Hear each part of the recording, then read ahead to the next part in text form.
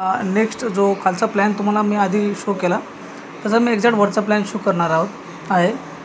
तुम्ही बघत आहात हा वरचा प्लॅन आहे. इथून ह्याला अशी एंट्री आहे. इथे एक बेडरूम, इथे एक बेडरूम आणि ह्याला ही पूर्ण गॅलरी आहे. 15 फीट व 15 फीटचे दोन्ही बेडरूम आहेत आणि सध्या इथे काय नाही, फक्त हे पूर्ण गॅलरी आहे. गॅलरी यूज करू शकतो.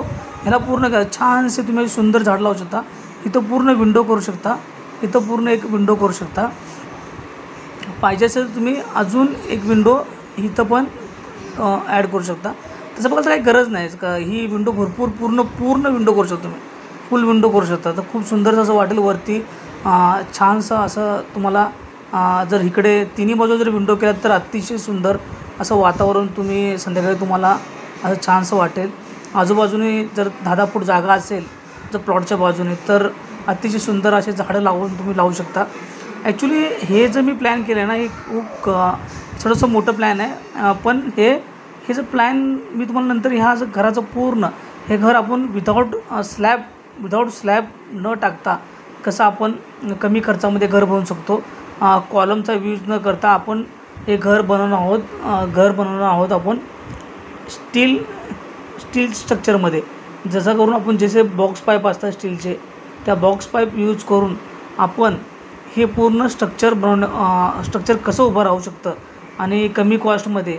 ॲक्च्युली स्टील स्ट्रक्चरचा बेनिफिट काय होतो की नेक्स्ट 15 वर्षांनी 20 वर्षांनी जेव्हा तुम्हाला हे घर, कारण दर 15 ते 20 वर्षांनी असे काही नवीन आर्किटेक्चर येतात, असे नवीन प्लॅन येतात जेणेकरून जे आपलं पहिलं घर असतं ते एक नवीन आयडियाज येतात.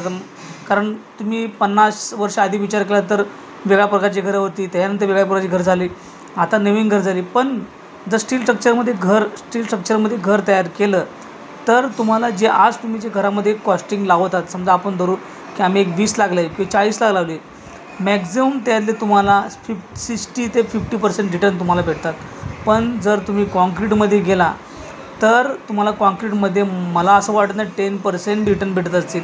एक तर तो कॉन्क्रीटचं घर परत डिमोलिशन करायला खर्च येतो आणि ते इतकं सोपं नाही की त्यातनं तुम्हाला बरंच काही वस्तू माघारी भेटतील. पण स्टील स्ट्रक्चर म्हणजे तुम्हाला आज जर स्टील ₹80 असेल आणि जर स्क्रॅपचा रेट ₹50 असेल तर 25 वर्षांनी स्क्रॅपचा रेटच ₹100 असेल. म्हणजे तुम्ही जी अमाऊंट टाकली ते 20 वर्षानंतर तुम्हाला रिटर्न भेटण्याचे चान्सेस आहेत.